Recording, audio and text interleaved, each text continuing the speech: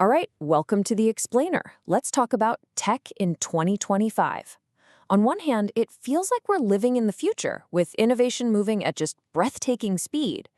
But on the other hand, it also feels incredibly dangerous, with all these hidden costs piling up. We're building our digital world faster than ever before, but what if the very foundation we're building on is starting to crack? We're going to peel back the layers and see what's really going on. You know the feeling. Every single day, you're hit with this tidal wave of news. One minute, you see a headline about a brand new AI model like GPT-5, and it sounds like it's going to change literally everything about how we work and create. The hype is just off the charts. But then, the very next second, you get this. A massive data breach. Over 100 million payment cards leaked. It's a really chilling reality check, right? The same tech that gives us all this power also makes us unbelievably vulnerable. And it doesn't stop in the digital world. Our online life has a very real, very physical footprint. Get this, a single new data center being built in Wyoming is expected to use 5 times more electricity than all the people living in the entire state.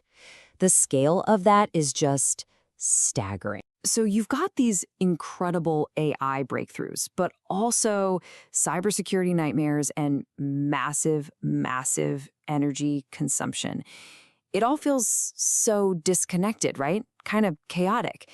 But there's an invisible engine, a hidden layer that actually connects all of these headlines. So what is it? Well, it turns out the answer, for the most part, is open source software. This is the powerful and often totally invisible code that's become the bedrock of our entire digital world. It is the engine driving pretty much everything we all do online. And when I say it's the bedrock, I mean it.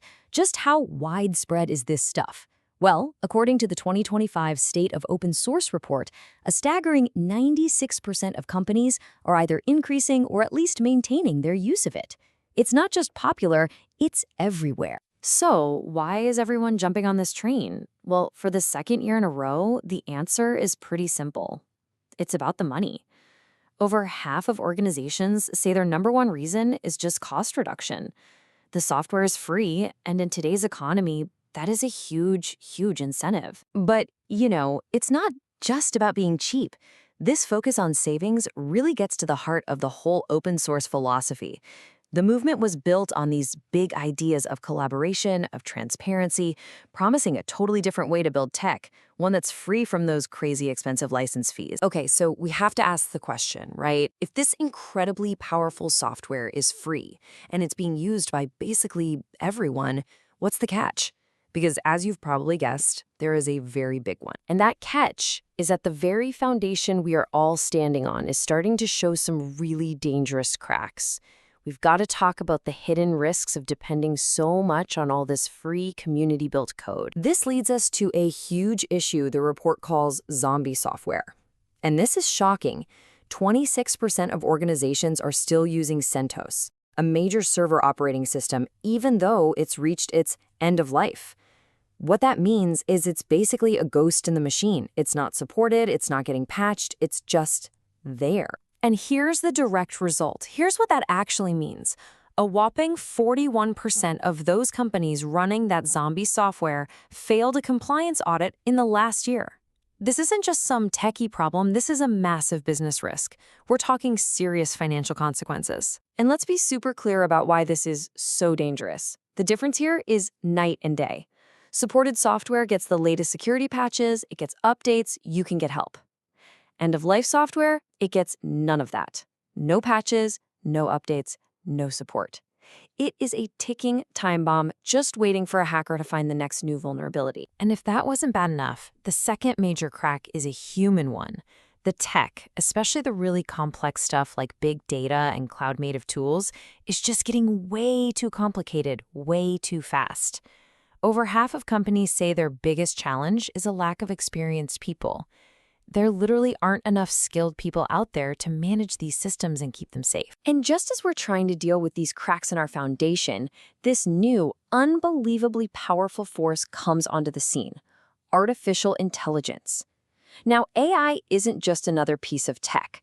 Think of it more like a wild card, A massive accelerator that takes every single trend we've just talked about, both the good and the bad, and cranks them up to 11. I mean, just look at how fast things have changed in only 5 years. We went from this huge rush to the cloud during COVID to the rise of state-sponsored cyber warfare, and now, boom, the explosion of generative AI. And what's the result? Well, by 2025, threats that are supercharged by AI, like incredibly convincing phishing emails and deepfakes, they're expected to be absolutely everywhere. And hey, don't just take my word for it. This isn't just a problem for the IT department anymore. For the first time, CEOs are saying cybersecurity is their number one threat. And this quote from KPMG nails it. As AI gets woven into every single industry, the one critical issue is embedding trust. How can you possibly trust these new AI systems if the very code they're built on is shaky? So, what's being done about it? How are leaders and businesses trying to race to catch up with this new reality? Well, the focus is really narrowing to two critical areas: completely evolving our security strategies, and for the first time, really, truly confronting the sustainability of this tech-driven world. The old cybersecurity playbook, it's being thrown out. It's not just about preventing attacks anymore. We're seeing security leaders transform from just tech defenders into actual business strategists. Companies are trying to ditch their messy collection of dozens of security tools for something leaner. And maybe most importantly, they're trying to build resilience, planning for when something goes wrong, not if. Now, beyond just digital security, there's that other huge risk: sustainability. We hear these terms thrown around all the time, right? Green tech, clean tech, climate tech. It's worth taking a second to clarify what they actually are. So green tech is broad. It's about protecting the environment. Clean tech is more about efficiency, doing more with less impact. And climate tech, that one is laser focused on cutting greenhouse gas emissions. And this is where some of that amazing innovation gives us a little hope.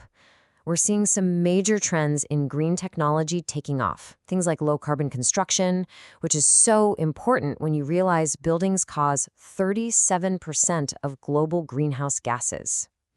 And then there are game changers like carbon capture and new ways to store renewable energy, which are both essential if we're going to have any chance of tackling climate change head-on. And all of this, it all just hammers home one unavoidable conclusion: our abstract world of code, of data, of AI, it has a very real, very tangible, and very demanding physical footprint on our planet. So, we're left with what might just be the defining question for tech in our time. We're building this incredible future on a foundation of free code that we don't fully control, and we're handing the accelerator pedal over to AI.